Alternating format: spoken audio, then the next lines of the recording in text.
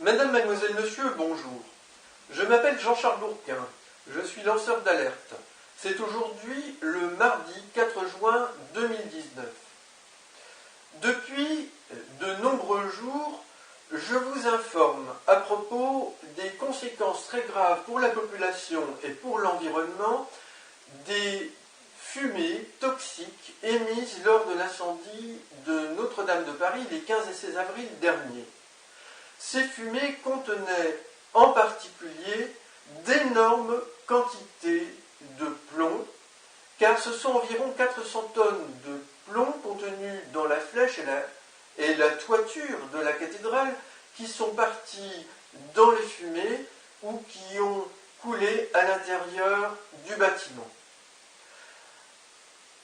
Je souhaite insister sur le fait que le plomb est très connu en tant que toxique grave pour les organismes des animaux. Et il est particulièrement scandaleux dans ces conditions que le président de la République, Emmanuel Macron, et le gouvernement, en particulier Madame la ministre de la Santé, Agnès Buzyn, ne soient toujours pas intervenus publiquement pour décider et annoncer un plan de protection de la population et de l'environnement très efficace à la mesure de la gravité de la situation. Pour le moment, l'État repose, je dirais, sur les actions de la préfecture et de l'Agence régionale de santé qui ont toutes deux émis deux communiqués de presse co-signés les 27 avril, soit déjà 12 jours après les 15 et 16 avril, et le 9 mai. Il a été remarqué par des associations, l'association Robin des Bois, qui a très tôt prévenu du très grave problème de cette contamination au plomb, mais également par l'association des familles victimes du saturnisme, cette très grave maladie causée par des doses importantes de plomb dans l'organisme, et par l'association Henri Pézra. Ces trois associations ont donné une conférence de presse le 10 mai.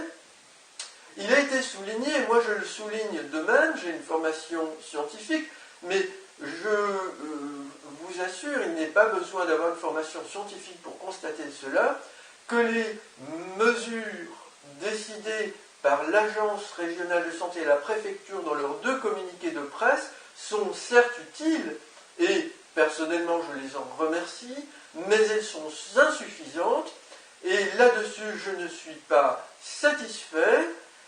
Elles ne permettent pas de préserver au mieux la population.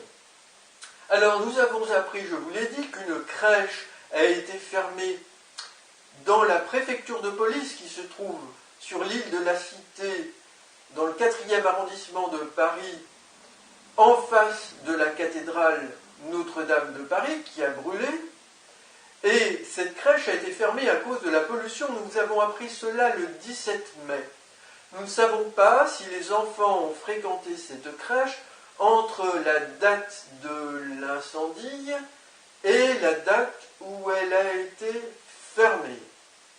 Nous ne savons pas grand-chose à ce sujet.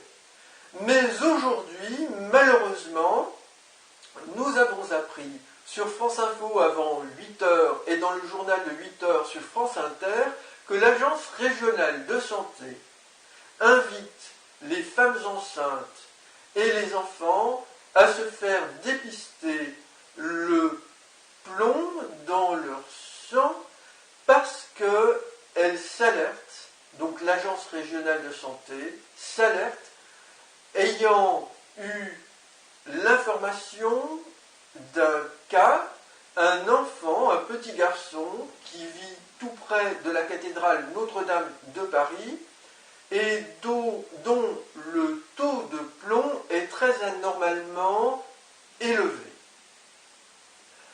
Alors, je voudrais dire que cette nouvelle annonce de l'ARS, je vais regarder tout à l'heure au cybercafé ce qu'elle dit plus précisément me paraît, telle qu'elle a été rapportée par les journalistes, encore insuffisante.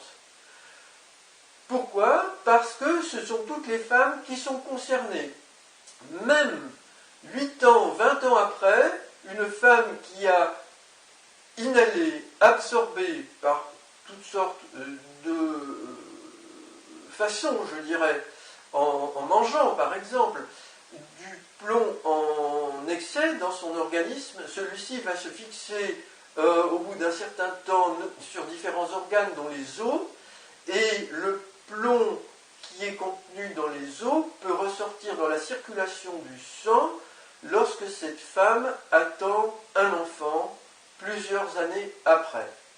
Je pense qu'il faut véritablement un plan du gouvernement, annoncé si possible par le président de la République, qui rende obligatoire pour les enfants, les mères et peut-être même les femmes, dans un certain périmètre, tout au moins autour de la cathédrale, le test de dépistage du plomb dans le sang.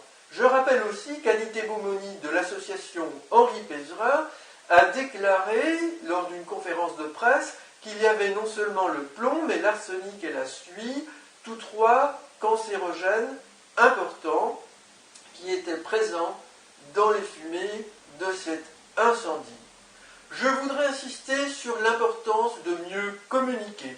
Il n'y a aucun message diffusé par le gouvernement utilisant les temps d'antenne des radios de service public pour appeler la population à faire ces tests depuis l'incendie. C'est scandaleux.